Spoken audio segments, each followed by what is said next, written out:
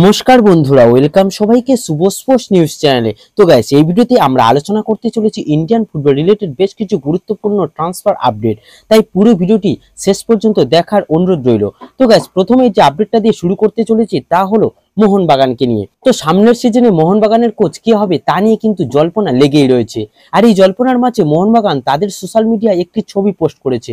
সেখানে 4 জনের ছবি দেখা যাচ্ছে, যেখানে 3 জন ফুটবলার দিমিত্রি পেত্রাতস, অধিনায়ক সুভাশিস বসু ও গোলকিপার বিশাল কায়েত। আর এই 3 ফুটবলারের মাঝে একটা সিংহাসনে বসে থাকতে দেখা যাচ্ছে অ্যান্টোনিও লোপেজ হাবাসকে।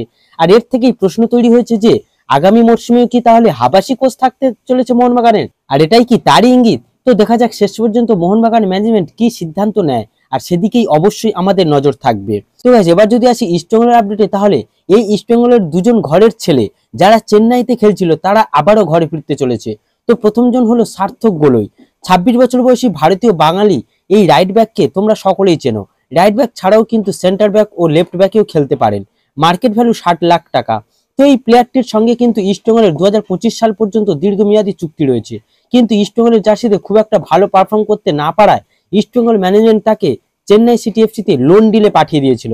আর সেখানে সে যতটুকু গেম টাইম পেয়েছে ওয়েন কোয়েলের আন্ডারে মোটামুটি ভালোই পারফরমেন্স দেখিয়েছে। তো এই সার্থক গোলই আবারও কিন্তু ইস্টবেঙ্গলে ফিরতে চলেছে। তো এই সার্থক গোলের মতো ইস্টবেঙ্গল আরও একজন প্লেয়ার মুবাসির রহমানকেও কিন্তু লোন ডিলে চেন্নাইতে পাঠিয়ে দিয়েছিল, আর সেও ইস্টবেঙ্গলে ফিরতে চলেছে।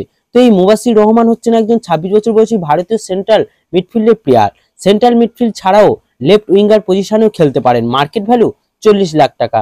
আর ইস্টবেঙ্গলের সঙ্গে তারও 2025 সাল পর্যন্ত চুক্তি রয়েছে, তাই সে আবারও ইস্টবেঙ্গলে ফিরতে চলেছে।